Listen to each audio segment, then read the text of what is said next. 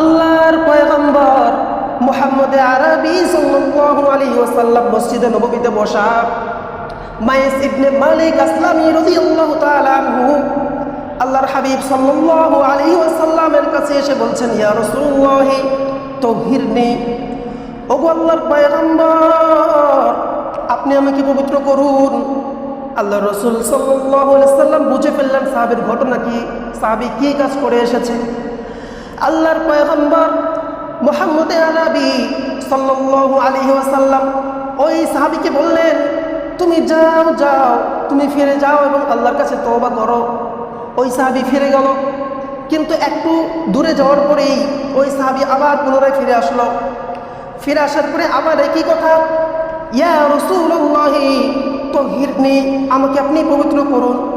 আল্লাহর পয়গম্বর মুহাম্মদ আরবি সাল্লাল্লাহু আলাইহি ওয়াসাল্লাম আবার তাকে বললেন, তুমি যাও, ফিরে যাও এবং তওবা করো।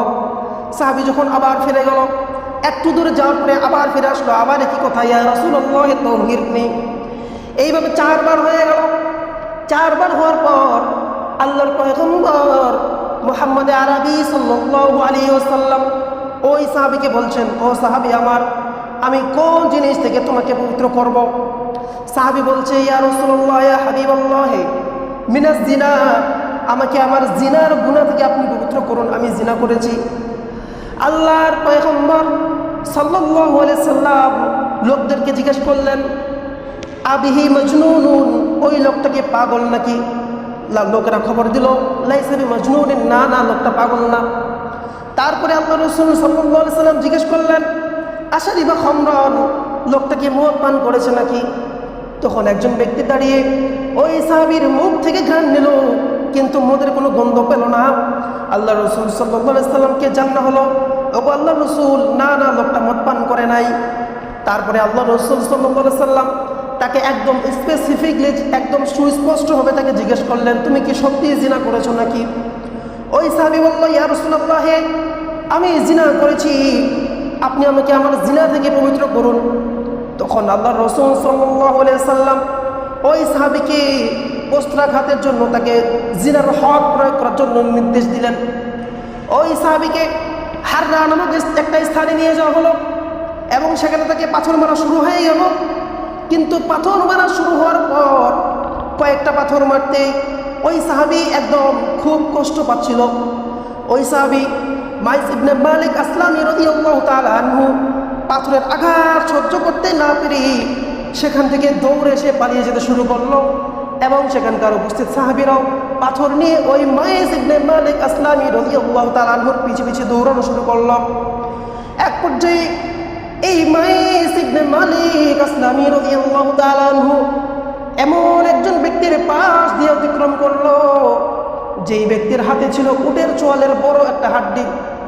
উটের চোয়ালের হাড্ডি ছিল তার হাতে। ওই ব্যক্তি যখন বুঝতে পারলো এই মাইস ইবনে মালিক আসলামী, সে তো জিনার হক প্রাপ্ত একজন আসামি, তাকে তো পাথর মারা হচ্ছিল, কিন্তু সে আত্মহরা অবস্থায় কষ্ট সহ্য করতে না পেরে সে দৌড়ে পালিয়ে যাচ্ছে। এই বিষয়টা যখন ওই হাড্ডিওয়ালা ব্যক্তি যখন বুঝতে পারলো, তখন ওই সাহাবী তার হাতে থাকা উটের চোয়ালের ওই বড় হাড্ডি দিয়ে মাইস ইবনে মালিক আসলামী রাদিয়াল্লাহু তাআলা আনহুর মাথায় একটা সজোরে আঘাত করলো।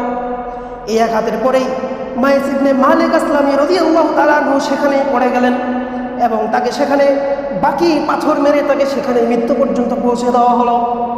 এই ঘটনার কয়েকদিন পর আল্লাহর পয়গম্বর মুহাম্মদ আরবি সাল্লাল্লাহু আলাইহি ওয়াসাল্লাম সাহাবীদের কাছে এসে বলছেন, ও আমার সাহাবীরা, তোমরা কি শেষ পর্যন্ত তাকে পাথর মেরে হত্যা করেছিলে? সাহাবীরা বলল, জি ইয়া রাসূলুল্লাহ, আমরা তাকে হত্যা করেছিলাম। তখন আল্লাহ রাসূল সাল্লাল্লাহু আলাইহি ওয়াসাল্লাম বললেন, তোমরা চাইলে তাকে ছেড়েও দিতে পারতে। ওই ব্যক্তি যখন এইভাবে কষ্ট পাওয়ার জন্য, সে কষ্ট সহ্য করতে না পেরে যখন পালিয়ে যাচ্ছিল, তখন যদি তোমরা তাকে ছেড়ে দিতে এবং সে যদি আল্লাহর কাছে খালেসভাবে তওবা করত, তাহলে হয়তো আল্লাহ তাআলা তাকে মাফ করে দিতেন। তোমরা তোমাদের সেই ভাইয়ের জন্য ইস্তিগফার করো। নিশ্চয়ই মাইস ইবনে মালিক এমন তওবা করেছে, তার তওবা একটা অতুলনীয়, একটা দৃষ্টান্তমূলক তওবা। এই ঘটনার কয়েকদিন পরে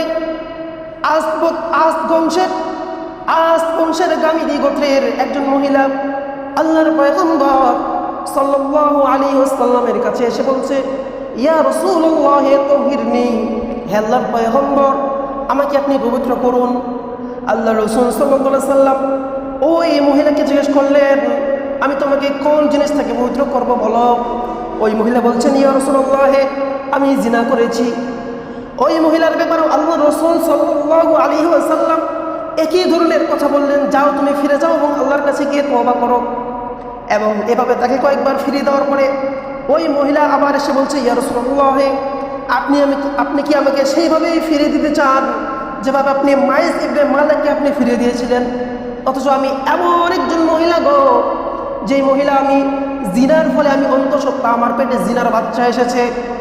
আল্লাহর পয়গম্বর সাল্লাল্লাহু আলাইহি ওয়াসাল্লাম একজন আনসারী সাহাবীকে দায়িত্ব দিলেন, আমি এখন এই মহিলার আমি প্রস্তারঘাতে এই মহিলাকে এখন হক প্রয়োগ করতে চাই না। এই মহিলার বাচ্চা প্রসব হওয়া পর্যন্ত একজন আনসারী সাহাবীকে দায়িত্ব দেওয়া হলো, তুমি এই মহিলাকে নিয়ে যাও, তার ভরণ পোষণ তার বাসস্থানের ব্যবস্থা করো এবং বাচ্চা প্রসব হওয়া পর্যন্ত তার যাবতীয় দায়ভার তুমি গ্রহণ করো। এরপরে ওই আস্ত বংশের গামিদি গোত্রের মহিলাকে ওই আনসারী সাহাবী তার বাড়িতে নিয়ে গেল। বাড়িতে নিয়ে যাওয়ার পরে ওই সাহাবী ওই মহিলার সমস্ত দেখাশোনা করত। এক পর্যায়ে যখন ওই মহিলার বাচ্চা প্রসব হয়ে গেল, আল্লাহর হাবিব সাল্লাল্লাহু আলাইহি ওয়াসাল্লামকে জানানো হলো, ইয়া রাসূলুল্লাহ ইয়া হাবিবাল্লাহ ওই মহিলাটা বাচ্চা প্রসব করেছে। তখন আল্লাহ রাসূল সাল্লাল্লাহু আলাইহি সাল্লাম নতুনভাবে একটা নির্দেশনা দিলেন যে যতদিন পর্যন্ত ওই বাচ্চা তার মায়ের দুধ না ছাড়বে, যতদিন পর্যন্ত সেই বাচ্চা নিজে নিজে সে আহার গ্রহণ করতে না শিখবে, ততদিন পর্যন্ত আমি ওই মহিলাকে জিনার হক প্রয়োগ করব না। এরপরে আল্লাহ রাসূল সাল্লাল্লাহু আলাইহি ওয়াসাল্লাম ওই মহিলা যখন তার বাচ্চাকে দুধ ছাড়ালো এবং ওই বাচ্চা যখন নিজে নিজে খাদ্য গ্রহণ করার পর্যন্ত একটা উপযুক্ততায় যখন পৌঁছে গেল, তখন ওই মহিলা তার বাচ্চাকে সাথে নিয়ে আল্লাহর হাবিব সাল্লাল্লাহু আলাইহি ওয়াসাল্লামের দরবারে উপস্থিত হয়ে গেলেন। উপস্থিত হয়ে বলছে, ইয়া রাসূলুল্লাহ ইয়া হাবিবাল্লাহ এই যে দেখুন আমার সন্তানকে আমি দুধ ছাড়িয়েছি এবং সে অন্য খাবারও এখন গ্রহণ করতে পারে। ওই বাচ্চার হাতে তখন একটা গমের রুটি ছিল এবং ওই বাচ্চাটা ওই রুটি নিজে নিজে সে ভক্ষণ করছিল। আল্লাহর পয়গম্বর মুহাম্মদ আরবি সাল্লাল্লাহু আলাইহি ওয়াসাল্লাম যখন এটা দেখলেন, তখন ওই মহিলাকে পাথর নিক্ষেপ করার জন্য নির্দেশ দেওয়া হলো। ওই মহিলাকে পাথর নিক্ষেপ করার যথাস্থানে নিয়ে যাওয়া হলো। নিয়ে যাওয়ার পর একটা গর্ত খনন করা হলো ওই মহিলার কোমর পর্যন্ত। গর্তের মধ্যে ওই মহিলাকে যখন কোমর পর্যন্ত পুঁতে ফেলা হলো, তখন ওই মহিলাকে পাথর মারা শুরু হয়ে গেল। পাথর মারতে মারতে হযরতে খালিদ ইবনে ওয়ালিদ রাদিয়াল্লাহু তাআলা আনহু যখন ওই মহিলাকে একটা জোরে সজোরে পাথর মারলেন, তখন ওই পাথরের আঘাতে ওই মহিলার একটু রক্ত ছিটকে এসে হযরতে খালিদ ইবনে ওয়ালিদ রাদিয়াল্লাহু তাআলা আনহুর গায়ে লাগলো। খালিদ ইবনে ওয়ালিদ রাদিয়াল্লাহু তাআলা আনহু ওই মহিলাকে সাথে সাথে একটু তিরস্কার করলেন, একটু তাচ্ছিল্য করলেন এবং তিনি বললেন, আহ একজন জিনাকারী মহিলার রক্ত আমার গায়ে এসে লাগলো। এটা শোনার পরে আল্লাহ রাসূল সাল্লাল্লাহু আলাইহি সাল্লাম হযরতে খালিদ ইবনে ওয়ালিদ রাদিয়াল্লাহু তাআলা আনহুকে ধমক দিয়ে বললেন, মা ইয়া খালিদ, হে খালিদ তুমি সাবধান হয়ে যাও। ও খালিদ তুমি সাবধান হয়ে যাও। তুমি কি জানো নাকি খালিদ এই মহিলা এমন তওবা করেছে, এমন তওবা করেছে, এই মহিলার তওবা যদি সবচাইতে বড় কোন একজন জালেম, সবচাইতে বড় কোন একজন পাপী ব্যক্তি যদি এরকম তওবা করে, তাহলে ওই জালেম ওই পাপী ব্যক্তিকেও আল্লাহ তাআলা রব্বুল আলামিন মাফ করে দিবে। এই মহিলা এমন একটা তওবা করেছে। আল্লাহর পয়গম্বর সাল্লাল্লাহু আলাইহি সাল্লাম ওই মহিলার জানাজার নামাজ পড়ার জন্য নির্দেশ দিলেন এবং ওই মহিলার জানাজা করা হলো এবং তাকে মুসলমানদের গোরস্থানে দাফন করে দেওয়া হলো। এবং ওই মহিলা এমন তওবা করেছে, এমন তওবা করেছে, যদি দুনিয়ার সবচেয়ে বড় কোনো পাপী ব্যক্তিও গুনাহ করার পরে এই তওবা করত, তাহলে আল্লাহ তাআলা রব্বুল আলামিন ওই ব্যক্তিকে পর্যন্ত আল্লাহ তাআলা রব্বুল আলামিন মাফ করে দিতেন।